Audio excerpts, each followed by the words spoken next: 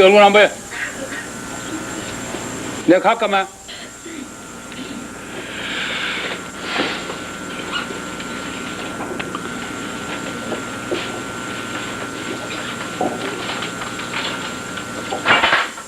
내 얘기 끝에 이 귀한 손님이 한 번 오셨기 때문에 그분 얘기 듣기 위해서 난 얘기 내가 생각했던 거 반 줄이고 반만 얘기할 거예요.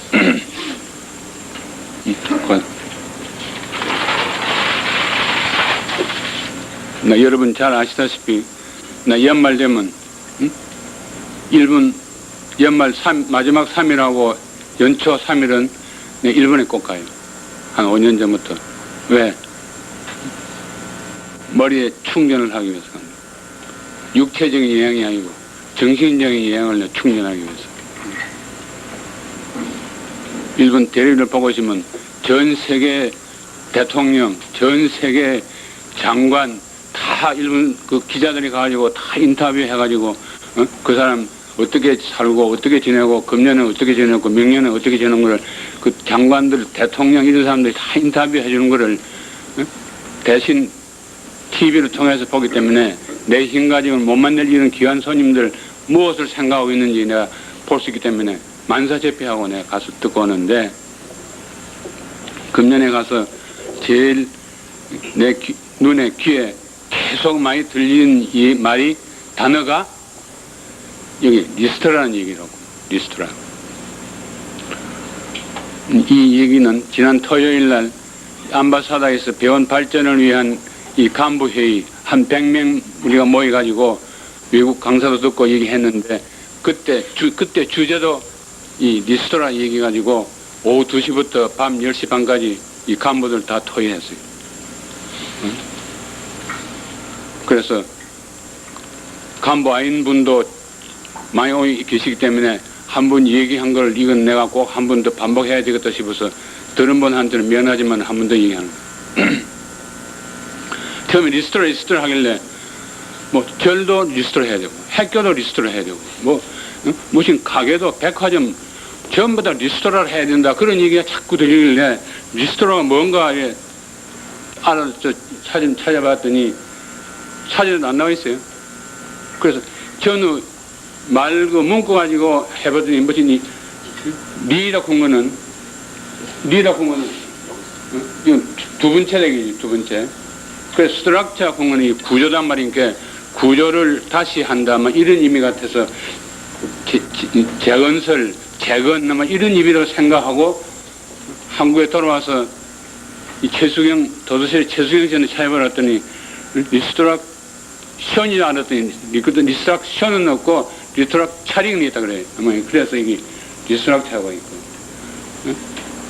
그래 지난 1월달 조회에 여기서 홍 국장이 리엔지니어링 얘기하더라고요. 리엔지니어링. 나 이 말을 일본에서 듣지 못했는데 한국 와서 홍 국장 얘기 처음 들었어요. 리엔지니어링. 그래서 양인집 팀장을 시켜서 조사를 시키더니 벌써 한국에 리엔지니어링 이 말에 대한 책이 이만한 책이 3권이나 나와서 갖다 주더라고요. 여러분 혹시 아시는 분 있나? 리엔지니어링 이 무슨 말인지 들어본 적 있느냐? 응? 그래서 이게 뭔지 지금 모든 세계가 리스토라 리엔지니어링 시대에 지금 들어가 있기 때문에 여러분도 다 뭔지 알긴 알아야 되지 않느냐 싶어서 한 번 더 얘기하는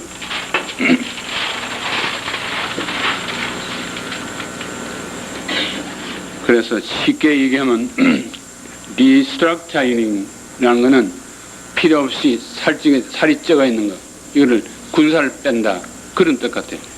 응? 군사를 빼기.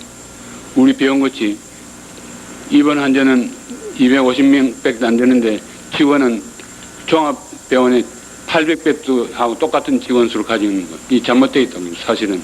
응?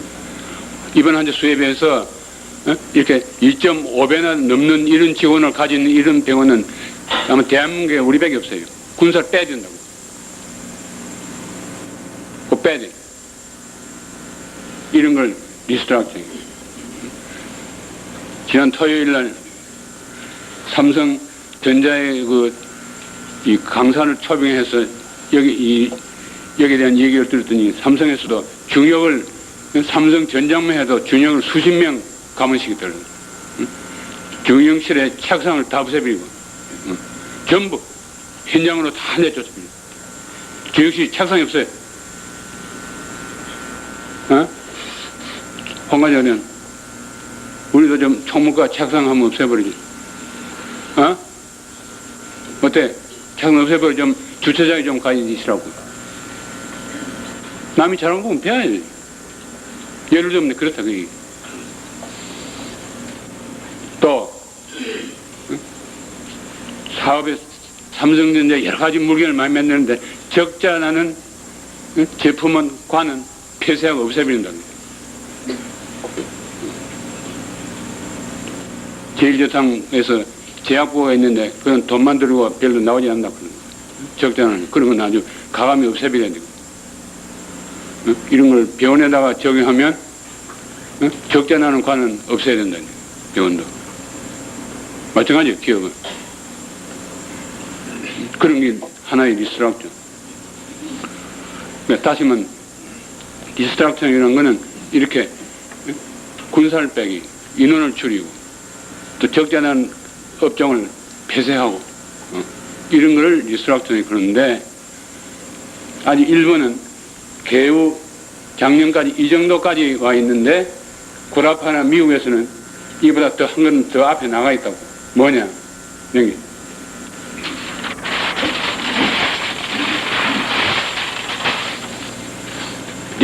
다시 엔지니어링 만든다. 다시 만든다. 다시 만든다. 새로 다시 만든다. 완전히 이런 군살 빼기 정도가 아니고 아예 체질을 바꿔버려야 돼. 체질을. 응? 체질을 바꿔버려야 돼. 체질을 바꾸는 예를 들면 삼성같이 8시 반 출근하는 걸 갖다가 7시 출근하는 거 이런 거 체질, 내가 보면 이건 체질 바꾸는 거야. 엔지니어 안에 들어가는 거 아닌가. 대한민국에 병원이 600개 있는데 가서 한국에서는 가서 기다리는 것 때문에 지금 환자들 굉장히 불편을 느끼고 있는데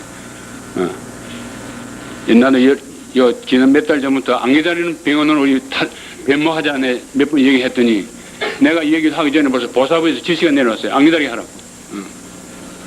지시가 내려올 정도.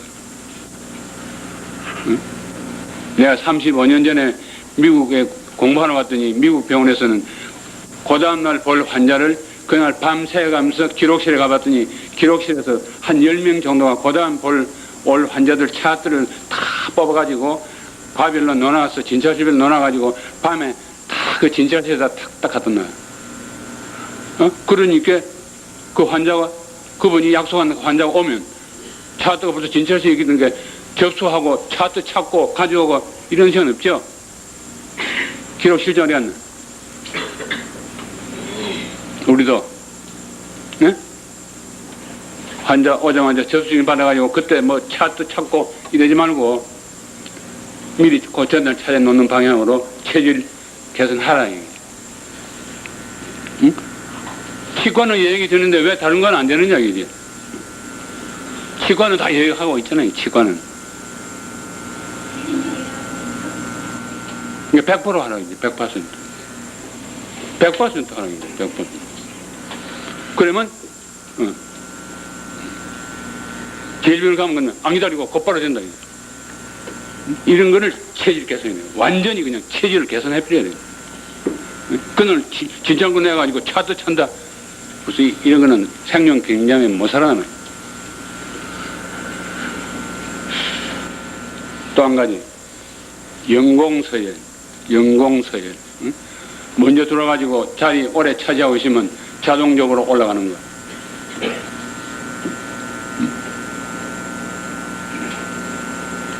미국은 구라파는 이미 벌써 없어진 지가 몇 년 됐어요. 일부는 지금 계속 아직도 하고 있다.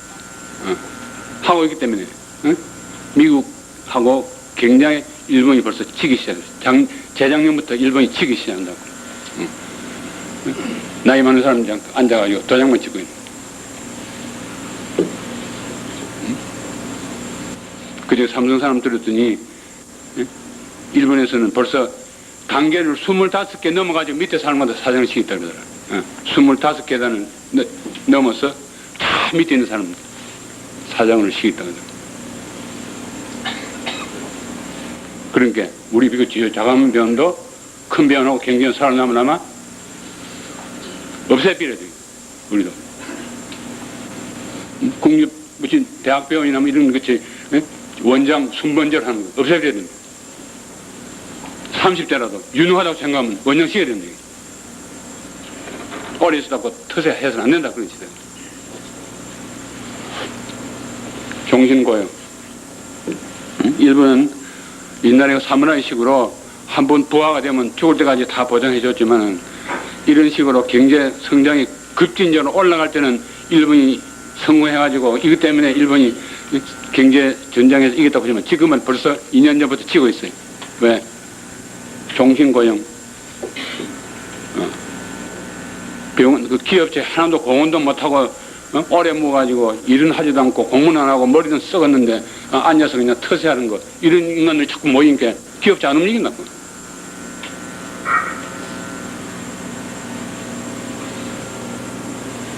그래서 일본도 벌써 많이 붕괴되었어요. 많이 폐지하는 기업체가 많이 생겼다고. 이런 것 가지고는 이제 이 경제 전장에 울가이 라운드에 전 세계에 살아남지 못한다 이거는 종신고용제.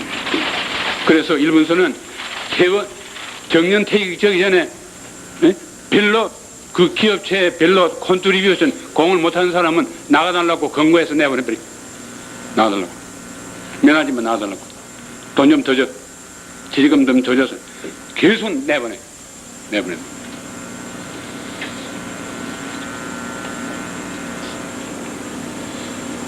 요전에 이 간부 회의 때 누가 매년 우리 제일 명에서 시험제 하라고 그러거든요. 시험, 그것도 시험을 좀 쳐도 시험제 해가지고 시험에 떨어진 사람은 진급을 시키지 마든지 그냥 감봉을 하든지 뭐 이런 식으로 해야 되지 않느냐 이런 생각을 지금 생각하고 있어요.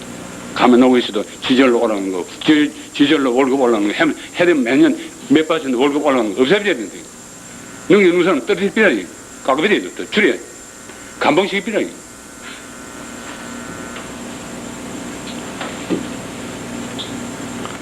그러니까 일본에 금년에 갔더니 하여튼 나라 전체가 내가 기대했던 무슨 신앙이나 종교나 교양이나 무슨 자연이나 이런 과제는 팍 줄어버리고 TV에서 나오는 토론들이 전부 정치 부패된 거 하고 경제를 불황을 어떻게 극복하는 이게 거의 뭐 99% 이 두 가지 얘기만 가지고 아침부터 5시부터 밤 1시까지 계속 이런 거예요.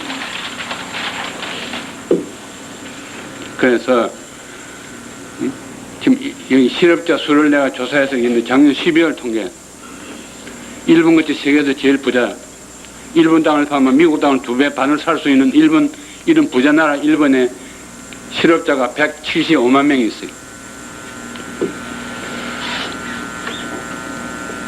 내가 보기에 가장 이 쇼크 먹은 거는 NHK 기자가 일본 동경 직업 소개소에 미리 들어가서 그 샷다 문 열기 전에 여기서 샷다 문을 찍었다고 들어오는 거를 찍었는데 그 앞에 접수 창구가 한 20개 돼요. 20개. 거의 20개 되는데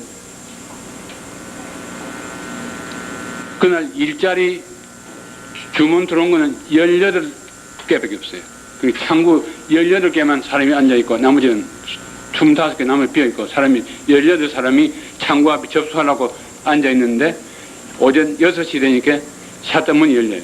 열리기 시작하는데 곧 찍었더라고. 찍었는데 샷다 문이 땅에서 여기 있다가 샷다 문이 조금 열리니까 또 강아지가 얼굴 내밀듯이 샷다고 조금 열리고 머리로 내밀고 기어 들어오는데 이야 이것이 일본이냐 일본이 이래 되었구냐 간신히 얼굴이 나오고 그 다음에 몸이 나오니까 뛰어나와가지고 서로 그냥 앞에 그 사람 앉아있는 그 자리에 뛰어가서 줄을 서는데, 그게 오기는 수백 명 온 것 같은데, 자리 18자리 딱 그냥 고용 주문 들어온 거 18건 마치 이렇게 문 탁 닫아버려. 1분 가까이. 부산에서 타면 비행기 5분도 안 걸리는 1분 땅에 부자 나라가 이래 되었다는 거를, 응? 내가 직접 보고 왔으니까.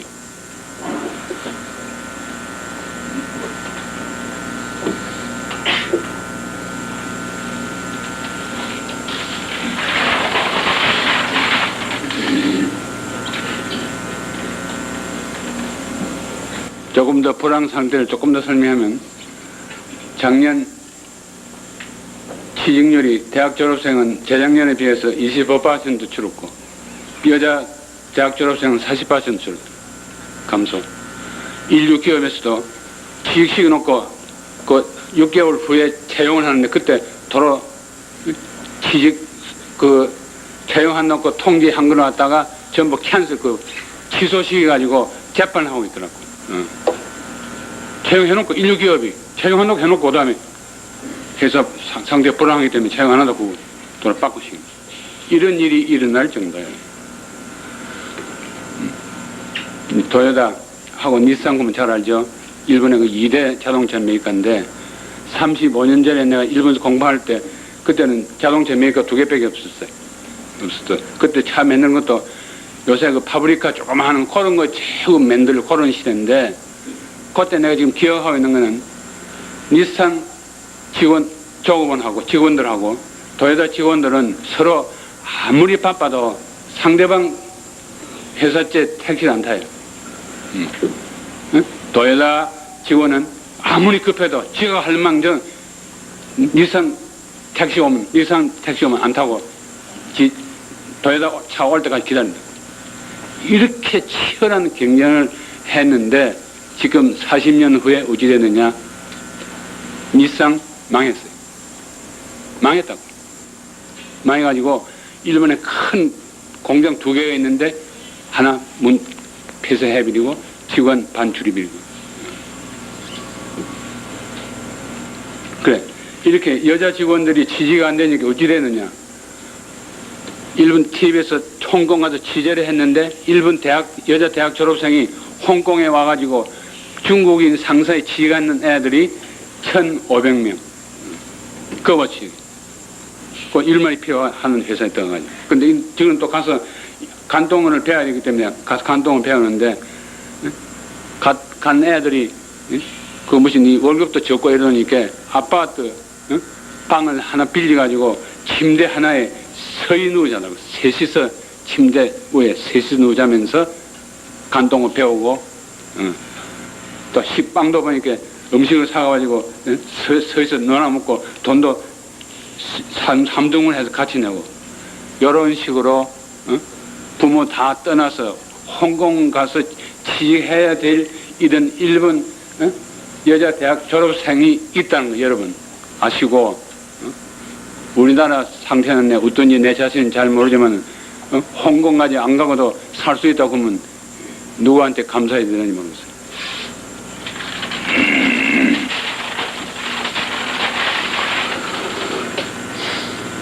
일본 텔레비를 보고 있으니까 가끔 한국 소개를 자주 해줘요. 응? 자주 해주는데, 한국에서 내가 알기로는 이 노동자가 부족해가지고 저 만준이 봉천 심양 길림성에서 교포들에다가 이 현장 노동을 시킨다는데, 이 친구들은 어떻게 했는지 한국에서는 일어나고 일본에 와서 일하겠다고 와가지고 잡혀가지고 돌아가는 건 700명 잡아서 강제 소환하는 게 텔레비 주거든요. 필리핀 다음에는 한국이 제1회 이렇게 말하는 거예요. 한국에는 직장이 너무 부족하다고 그러는데 왜 한국 놔두고 가가지고 이자들 가서 망신을 시키냐 뭐. 그 다음에 또 창피한 거. 한국 국회 소개를 하는데 응? 아주 1라운드, 2라운드, 3라운드예요. 어? 이런 식으로 해놓고 1라운드는 재정위원회 무슨 재정 뭐 무슨 위원회 할 때 몇 월 며칠 몇시 하고 나오면 그다음에 국회 안에 나와가지고 서로 그냥 맥살 잡고 싸우고 욕하고 어? 이야 어이 창피해요. 참 얼굴이 확 그래. 바로 건너에서 그냥 싸우는 것도 아니고 그냥 3라운드까지 가지고 해수까지 넣어가지고 백뮤직까지 넣어가지고 욕하는 것까지 전부 다 넣었어요. 이야 생두스럽습니다. 이거 누가 이런 걸 고쳐야 되는지 나는 힘이 없어서 못하지만은 하여튼 일본서 우리 국회의원 싸우는 거 맥살 잡고 싸우는데 이거는 뭐 저기 국회의원이가 저기 뭐 술동네 여기 깡패들 싸우면 하고는 무엇이 다르니 뭐 정도예요. 그냥 넥타이네 잡고 우리나라 국회의원 야 재밌었습니다. 또 한 가지는 책무 있지. 힘을 낭비한 가정이 있지. 이놈은 또 국회의원만 망신시킨 줄 알았더니 그것도 아니고 소매치기까지 망신시키고 있습니다. 소매치기가 일본까지 원년 가가지고 신문에 이렇게 나있어요. 계속 소매치기가 한국에서 소매치기만 해도 들긴데 일본까지 가가지고 그것도 그냥 아니고 권총 가지고 와서 개노제 그냥 일본 경관하고 총까지 쏘면서 소매치기 하고 있습니다. 대비.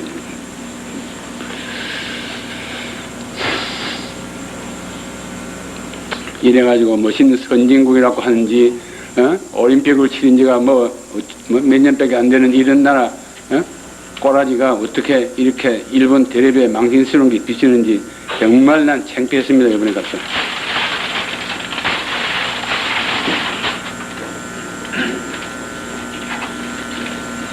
자, 창피한 얘기는 이제 그만하고 이제 좋은 얘기 좀.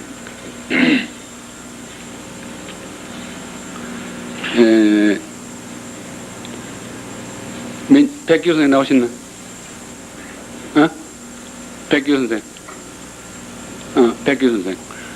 그 몇 년 전에 그 백규 선생, 진찰실에 쭉 있던 이 간호사가 지난 가을에 내가 나가사키에 갈 일이 있어. 노박사하고 이 매부 내외하고 같이 나가사키에 갔는데 나가사키 공항에 내렸더니 그분 우연히 만나고 나는 잘 몰랐는데 그분이 내 얼굴 알고 우리 방장이 맨 좋은데 그 귀한 손님이 와 계시고 내 얘기 끝나면 그분이 거예요. 이 나가사키 구면 위치가 어디 있는가 하면요.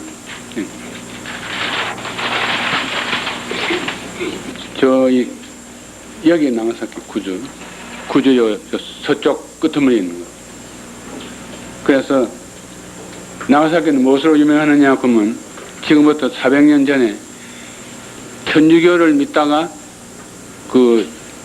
잡혀가지고 이 교도에서 나가사키까지 800km입니다. 800km를 다시 면 서울서 부산 거리에 2배나 넘는 이 거리를 1597년 1월 1일 날 여기서부터 26명을 이 결박을 해가지고 그것도 제일 추울 때에 결박을 해서 옷은 한국의 그 도포 같은 그 돌막 같은 거 이 한불 신은 맨발에다가 집신 팔 묶어가지고 그래 끌고 걸어서 나가사까지 끌고 갔어요.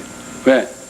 그 도중에 다른 사람들한테도 오면서 자 너희도 천주교 믿으면 다 이래 된다는 걸 보이기 위해서 보이고 믿지만 않고 하기 위해서 동네마다 이렇게 돌아다니면서 보이면서 끌고 여기까지 와가지고 6월 5일 날 그 나가사키 역 바로 앞에 언덕에 니시가오카라고 언덕에다가 26명을 전부 십자가에다 못을 박고 그래서 매달아 놓고 그 다음에 창으로 배를 찔러서 순교시킨 이런 것으로서 일본에서 가장 유명한 성지로 되어 있어요. 그래서 작년에 내가 가을에 갔다는 것도 그 나가사키 성지를 순례하기 위해서 내가 갔다 왔는데 이건 또 이태대전 말엽에 일본 항복을 시키기 위해서 원자탄을 일본에다 2개 떨어뜨리는데 그중에 하나가 히로시마, 하나가 나가사키. 그 나가사키 보면 이 원자탄 떨어뜨리는 거하고 이 일본 가톨릭 신자의 순교지로 유명합니다.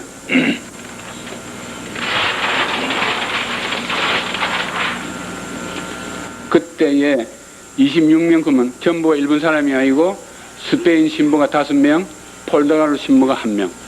그래서 외국인 신부가 6명하고 일본 사람 20명.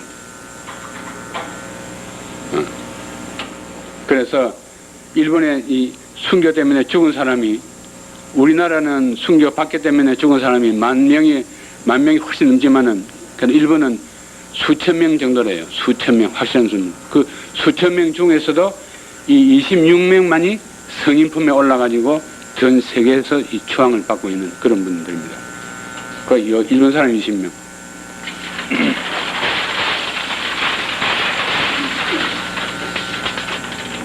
또 도중에 가면서 그냥 걸어가는 게 아니고 동네 그 보는 사람들이 아주 나쁜 사람을 취급되는 게 돌로 던지고 욕을 하고 뭐 구경꾼이 지나간 사람 본 사람마다 한테 도로도 맞고 몽디 맞고 이래 하면서 30일 동안에 끌려가지고 나가사키 처형지까지 돌아갔어요.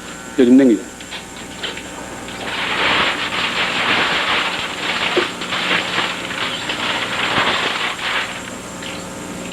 그래서 요 20명 중에는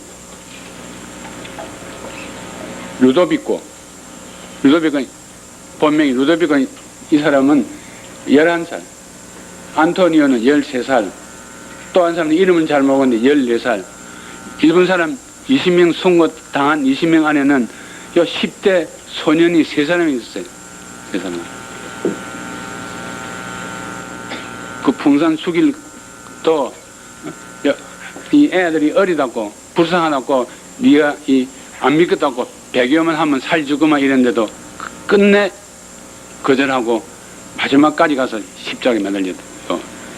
그 이런 소년들 11살, 13살짜리가 그 고문과 그 겨울에 그 맨발로 그 눈 오는데 맨발로 옷 한 벌에 겨울 걸어갈 때 웬만하면 그 배교하겠다고 하고 그 고통에서 벗어나려고 할 텐데 어째 그 이런 11살짜리가 그 고통을 이겨내는지 그 무슨 힘인지 나 신비해.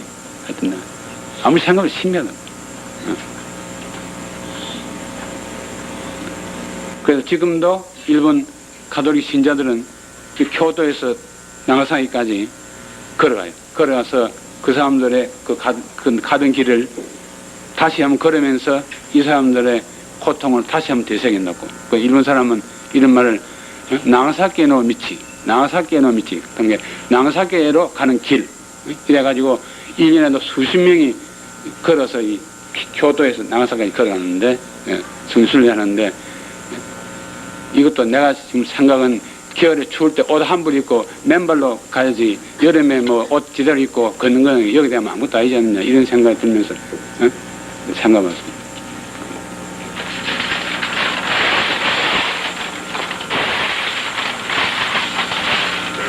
지난번 나가사키 우리 가실 때 장애자 복지시설에 갔어요.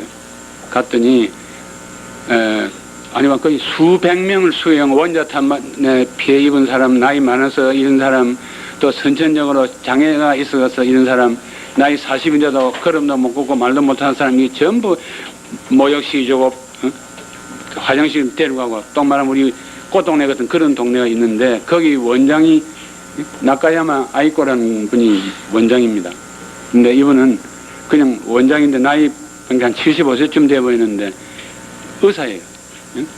동경 여자대학을 나온 의사인데도 의사직은 하지 않고 이 장애자 시설을 창설해가지고 여기서 그런 사람을 돌봐주고 있는 그런 분인데 지난번 공항에서 이 수녀님이 나가사키 공항에서 그 나오신 이유는 한국에도 이런 장애자 시설을 대전에다 만들기 위해서 일본 장애자 시설을 견학하러 오신 분들이에요. 그래서 거기서 만났는데, 우리가 돌아오고 난 뒤 한 달쯤 후에 이 나카야마 이 원장 75세 된 이 원장 할머니하고 그 사무장 뭐 몇 분이 이 수녀하고 같이 오길래 내가 모셔서 점심 대접을 해드리고 이 우리 정요 기사가 대전까지 모시다 드리는데, 그때 이 얘기를 들었더니 놀랄 얘기는, 자기들 장애자 시설을 하기 위해서 자기들은 일본서 은행에다가 많은 빚을 내가지고 정부 보조 없이 빚을 내가지고 장애자 시설을 하고 운영하고 있는데, 한국에 또 그런 게 없다는 걸 알고 한국 대전에다가 이 김순녀가 5년 전부터 와서 일본말을 배우면서 이 시설 운영한 것을 공부하고 있어가지고 한국에도 이런 시설을 만들기 위해서 자기들이 원조를 한다 그러면서 돈이 어디서 나와서 이 원조 하느냐 그랬더니 은행에서 다시 빚을 내가지고 원조 한다 그러더라고요. 다시 말하면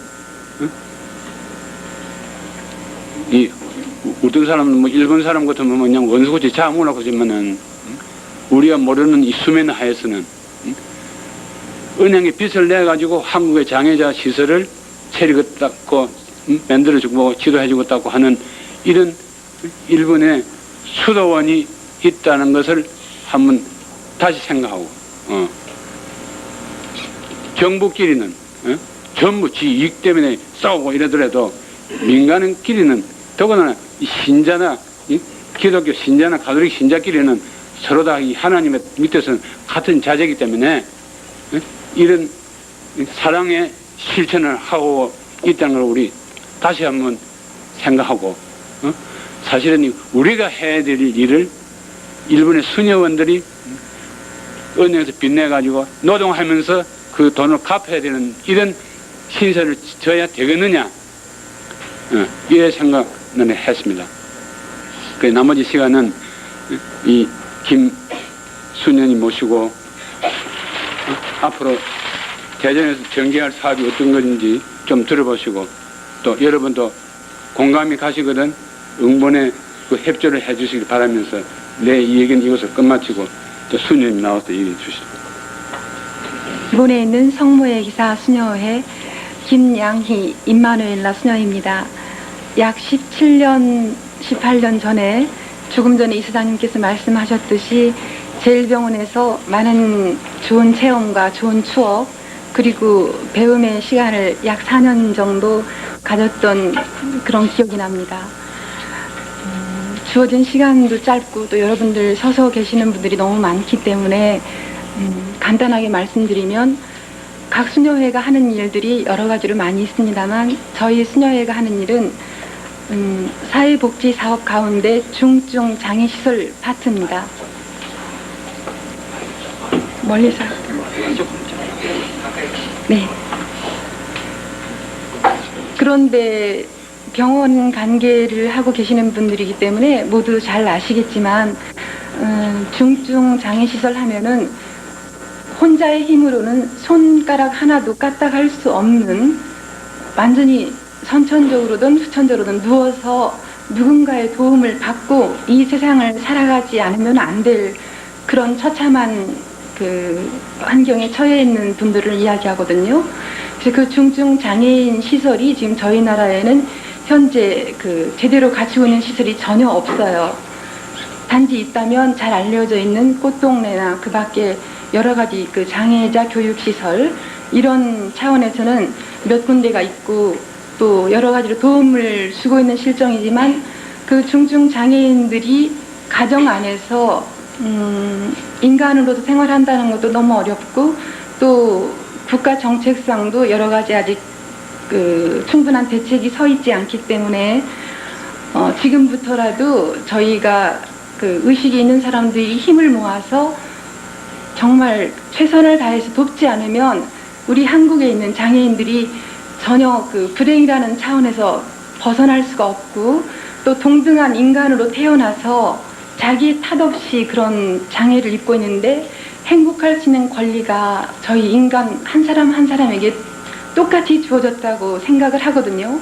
종교에 관계없이요. 그런데 그들이 저희들의 그 무관심이나 의식하지 못한 상태에서 그저 버려지고 고통받고, 또 그들 자신의 고통뿐만이 아니라 가족, 또 나아가서는 그 친척, 주변 사람, 더 나아가서는 저희 한국인 전체가 또 그런 그 아픔과 고통을 같이 해야 된다고 생각을 하는데, 많이 잊혀져 살고 있는 것이 지금까지의 현실이었던 것 같아요. 그래서 제가 장애인에 대해서 관심을 갖게 된 것은 아주 어렸을 때부터였지만, 특별히 가톨릭 집안에서 생활하면서 그런 소외된 층, 또 저희들의 도움이 없이는 그들 스스로의 힘으로 살아갈 수 없는 그런 사람들을 위해서 어떻게 하면 도울 수 있을까라는 생각을 가지고 살아가던 중에, 여러 가지 교회 안에서 지도해 주시는 신부님들과 또 수녀님들, 그리고 주변의 많은 신자들의 도움에 힘입어서 지금 이 자리까지 이르렀는데, 그 과정에는 여러 가지 많은 그 잊을 수 없는 체험들, 그리고 짧은 시간 내에는 다 말씀드릴 수 없는 그런 여러 가지 그 많은 사건들이 있었어요. 기회가 된다면 언제 또 나눌 수 있는 걸로 생략하고, 일단 이 장애인 사업이 현재 대전 교구, 그러니까 가톨릭 교구로 따지면 대전 교구에 소속되어 있고, 그 지금 팜플렛을 준비해서 드린 그걸 참고하시면 되겠는데요. 대전시, 그러니까 충남 논산군 상월면이라는 곳인데, 대전 시내에서 약 40분 내지 50분간 그 소요되는 위치에 있어요. 거기에서 지금 92년부터 시작돼서 1차 5개년 계획으로 되어 있는데, 지금 첫 단계가 가정에서 제일 보살피기 힘든 장애인, 연령에 제한 없이 유아에서부터 노년층에 이르기까지, 더욱더 죽음 이후의 문제까지, 묘지의 문제까지 완전하게 그들의 일생을 생각하면서 시작한 일입니다. 그래서 현재 12월 8일 기점으로 해서 1차 공사가 완공될 예정이고, 그때 완공된 다음에 이제 2차, 3차에 들어가서 약 5차까지 해서 300여 명 정도의 종합복지센터를 지금 예정하고 있는데요. 아무래도 인간의 힘으로는 어렵다고 생각하는 일들이고, 그렇지만 현실적으로 일본에서도 처음 저희 그 선배 스님들이 시작할 때 아무것도 없는 상태에서 시작을 했고, 사랑과 관심을 가지신 주변에 한 분, 두 분, 세 분 이런 분들이 모여져서 결국 엄청난 일이 이루어졌는데, 지금은 보면은 한 마을이에요. 엄청나고 그곳을 통해서 그 수백 명의 장애인들이 자기들 나름으로서 행복을 느낄 수 있는 그런 현장이 되었거든요. 저희 한국 사회 안에 장애인들이 행복하지 말라는 법이 없다고 느껴요. 또 저희가 물론 종교나 종교, 비종교 그런 관계를 떠나서 서로 한 사람이라도 관심을 갖는다면 그만큼 한 사람의 장애인이 더 행복할 수 있는 길이 아니겠나, 이렇게 생각이 들고요. 또 어떤 면에서 저희가 장애인을 돕는다라고 말을 이렇게 표현하고 하는데, 전 가끔씩 기도하면서 그렇게 생각해요. 저희가 장애인을 돕는다 하면서 도움을 받는 건 오히려 저희 쪽이라는 거. 실제 체험해 보신 분들이 많이 계시겠지만, 그들을 위해서 저희에게 주어진 시간이나 능력, 건강, 또는 나아가서 자기의 가장 귀한 것까지도 포기하고 그들과 함께 나눌 때, 그들로부터 그 순간 주어지는 건, 내적으로 마음적으로 주어지는 건, 어떻게 이 세상에서 어떤 표현을 빌어서 말씀을 드려도 다 나타낼 수 없을 만큼 그런 체험들이 저뿐만이 아니라 모든 장애인을 접한 사람들에게서 공통적으로 듣는 그런 느낌이거든요. 그들이 보이는 장애를 입고 있다면 어떤 면에서 외람되지만, 저희 지금 보이는 육체적으로, 육신적으로는 정상인이지만 마음이나 또 영혼이라고 표현하는 부분에서는 더욱더 심한 장애를 입고 있는지도 모르겠어요. 근데 그들의 장애를 도우면서 우리는 영혼과 우리의 마음에 무한한 장애를 치유받고 있기 때문에, 그래서 끊임없는 기쁨과 힘이 솟아나와서 그 많은 장애인들과 더불어 살아가는 선생님들이나 수녀님들 또 신부님들 그 밖에 비종교인들도 굉장히 기쁘게 생활을 하시고 그 일을 사명감을 갖고 거의 독신 여성들 가운데서도 일본에서 보면은 그 장애인 파트에서 봉사하는 간호사, 뭐 물리치료사, 특수교육사, 영양사, 뭐 각 분야의 전문직 이외에 다른 분들도 거의 70%가 신자가 아닌 분들이 많아요. 일본에서요. 저희 나라는 그 신자분들도 관심을 많이 가지고 계시고 또 신자 아니신 분들도 이런 일에 관심을 가지신 분들이 많다고 알고 있거든요. 그래서 더 힘이 나고 저희 나라에 와서 하고 싶었던 게 가장 큰 꿈이었고 또 그것이 지금 현실적으로 주어졌기 때문에 정말 그 저희 나라 말에 어떤 좋은 일을 위해서는 뼈가 부서지더라도 한번 해보고 싶다는 그 마음이 저의 그냥 순수한 마음이고 또 사실 제가 이 자리에 나와서 서야 될 자격은 없어요. 저 이 박사님이 이런 여기 제일병원 출신이라는 그 어떤 연고 때문에 불러주셔서 또 겸손하게 응답을 드려야 되는 게 예의라고 생각을 해서 부끄러움을 무릅쓰고 용기를 내서 나왔는데요. 지금 말씀드린 아까 조금 전에 소개하신 그 나가야마 가즈코 수녀님이라고요. 75세 일본 수녀님이신데 한국에서 태어났어요, 옛날에. 그래서 일본인 의사 아버지 밑에서 교육을 받고 또 그런 의학도의 교육 아래서 가톨릭 신앙을 늦게 갖게 됐는데 그때부터 수도 생활을 시작하면서 장애인 사업에 지금 40여 년 봉사하고 계시고 지금 약 10여 개 이상의 큰 시설, 그러니까 저희 나라의 뭐 꽃동네와 같은 시설을 10개 이상의 각 지역, 오이타나 뭐 여러 군데에 갖고 계시고 지금 국제적으로는 폴란드하고 그다음에 저희 나라 이렇게 시작됐거든요. 그래서 그분이 국가적으로 역사 안에서 한국에게 그 피해 입힌 일본의 그 여러 가지에 대해서 개인적으로 한 수도자로서 사죄하는 마음 또 사죄하는 길이 있다면 죽는 날까지 그런 마음으로 그런 자세로 돕고 싶다 이런 말씀을 하셨어요.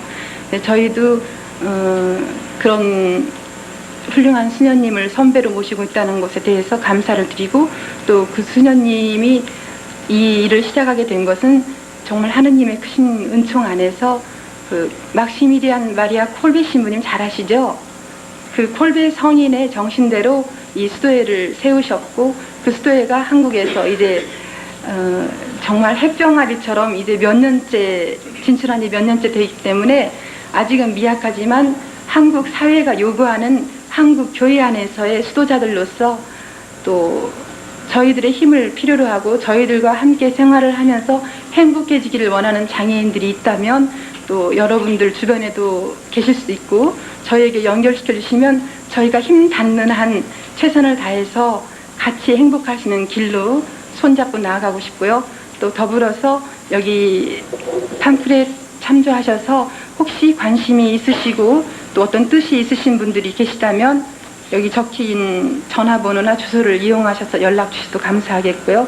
또는 그 장애인 때문에 상담하실 일이 있으시면 연락하셔서 제가 여기 담당이 아니고요. 저는 지금 그 자격 준비 때문에 공부를 하기 때문에 이걸 전적으로 맡아서 할 수는 없어요. 그냥 보조만 하고 있는데 저희 책임자 수녀님이 그 아니스 수녀님이라 하는데 연세대학에서 한국어를 공부를 잘했기 때문에 충분한 언어소통, 의사소통이 돼요. 그래서 그분과 의논해 주시고 언제 혹시 병원 측에서 이사장님이나 여러 수녀님들께서 원하신다면 저희 총장 수녀님이나 그 책임자 수녀님을 통하면 더욱더 깊은 내용과 훌륭한 그런 말씀을 들을 수 있을 거라고 믿으면서 너무 긴 시간 쓸 것 같아서 이만 생략하겠습니다.